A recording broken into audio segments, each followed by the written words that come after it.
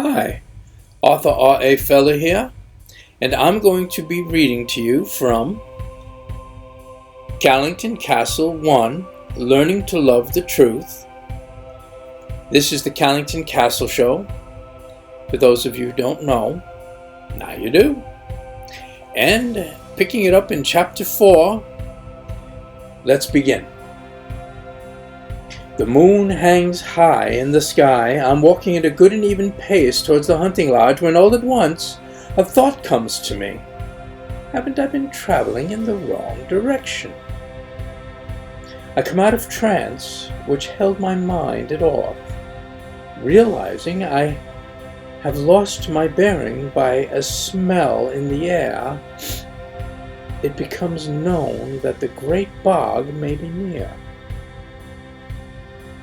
Next, I remember the map given me by the Queen.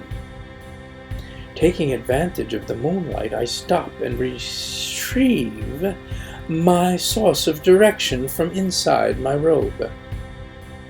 Funny, this map has different trail markings than I noticed on the other. I figure it must be a more recent version, and am glad to see some trails I hadn't seen before, especially this one that is rather near. It shall save me at least a few hours of travel, as I'll not have to go to the lodge. This too will keep me from a lot of backtracking, and a return to Orth, as I did lose my bearing when I left their town. I never was one much for protocol. Besides, it rather drained me to put up with all that charm which seemed to ooze from that Queen. She did leave a rather bad taste in my mouth. Walking west for another half hour or so, I come out of the woods of Balatz and am met by the smell of the great bog again, which is swept by a wind from the bay. I realize I must be passing near the fields of Nautica, coming to a place where the road forks. A choice is set before me. Do I turn off or continue on? It is here I look upon a tree and notice my trail to be marked by an old wooden sign hanging on a rusty nail upon its trunk. It reads, "This way to the Valley of the Dragon." The name rings a bell. I can't quite place it. Perhaps I will see something of the landscape along the way that will remind me of this place. Anyway, the Great One must be with me, for look at what great time I make. Why, down this path, according to the map, another half a day's travel will be saved.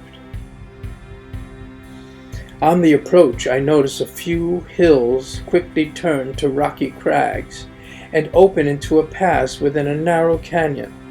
Its walls are so high, rays are blocked from the moonlight, kept from entering its depths.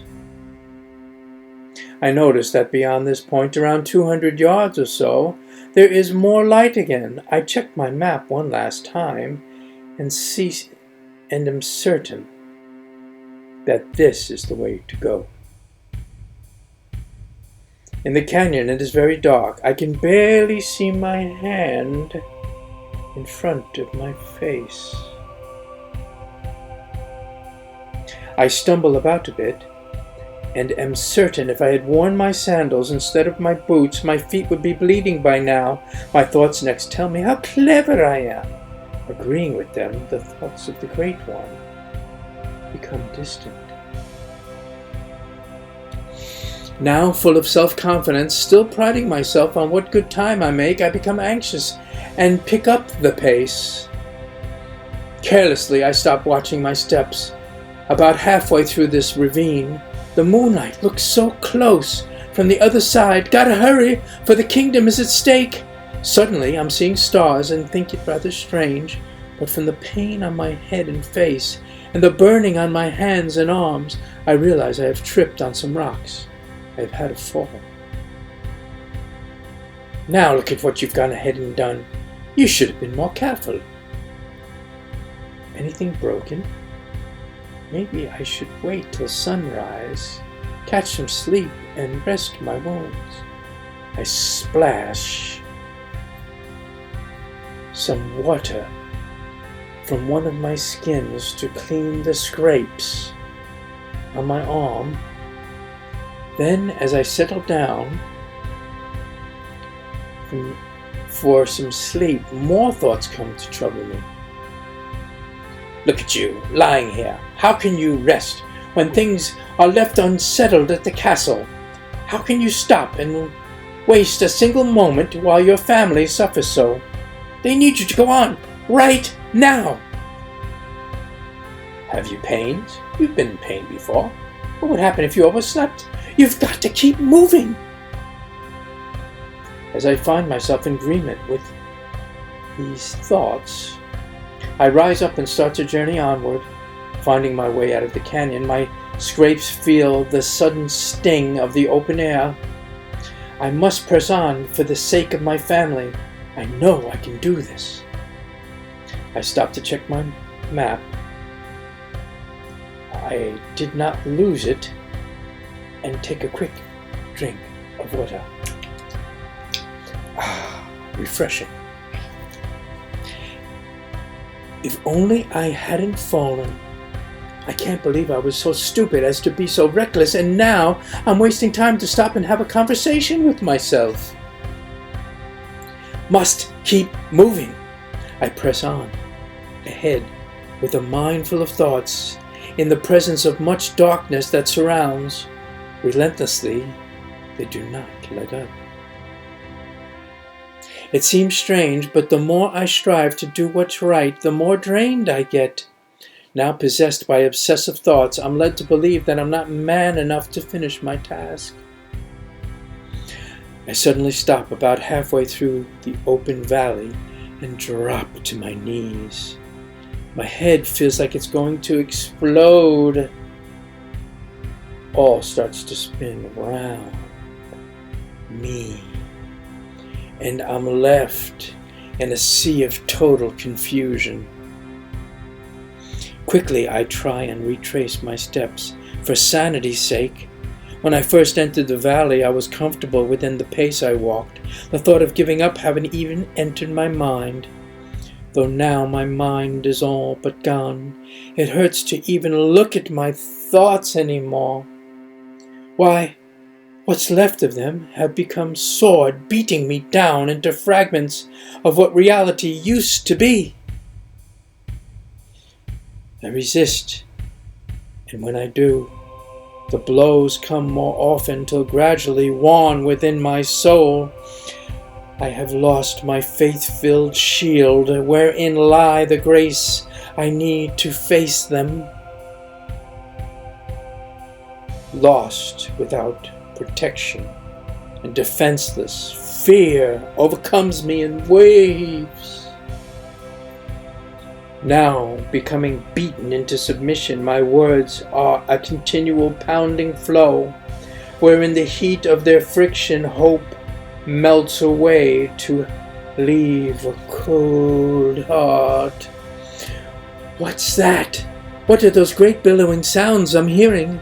There are images in my mind from a fear I have, but are they of thought, or in actuality something I can fight myself? I feel caught in a whirlpool, and the more I fight its pull by my shocked into strength, the weaker I get. Faster and faster I slide into the movements of its swirl, now driven by a current compulsively not of my own. I'm being sucked right down towards. I can see it looming in the darkness, within its shadows of dizziness. It is a dragon causing me my pain, beckoning me for me to come to it. How can I resist its ploy, as its seduction offers to put me out of my miseries? Even though I see its huge, hideous-looking teeth, I am caught in a nightmare, only I do not awake. But by some merciful act of kindness which leaves me stilled, I can admit that I am lost. In the midst of my turbulence, there is now a ray of light, the size of a pinhole, wherein some thoughts are brought to remembrance. I cry out for my frustrations towards an answer. Deliver me from this darkness of pit. A rumbling sound is heard. It is the sound of an empty belly looking to be filled. O Great One, I am afraid. Then there is more light. Only now I recognize its brilliance. The sword of the Great One's trust has again placed his shield in hand. Flowing as a beacon of hope, his spirit next enters to cover my mind. The mind will be kept at perfect peace, whose mind is stayed on thee. And I'm going to leave off here. And stay tuned, because I have a long film coming. It's a short, but it's going to be a lot longer than the other film we saw. It's going to be coming up in a few episodes, so stay tuned if you're interested in seeing more film and to hear what happens in the Valley of the Dragon.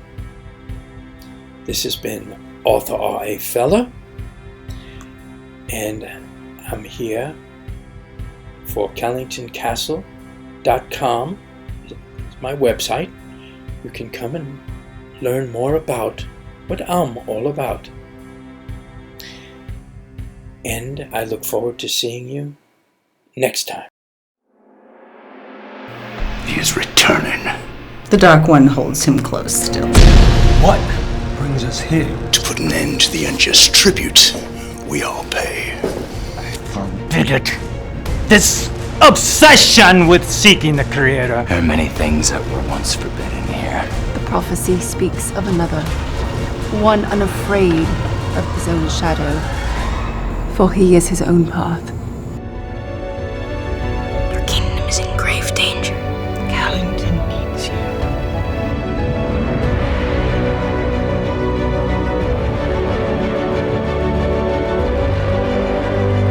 What foulness is this, Sacha?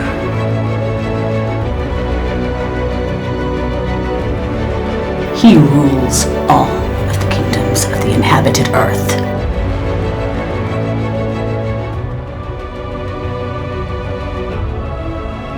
Is your heir, Henry, your blood? Haven't you done enough? They'll drag us straight to hell! He is his own light. No maps, no charts. End him. This is not your nature. The Creator has a bigger plan for you. And first, you must survive.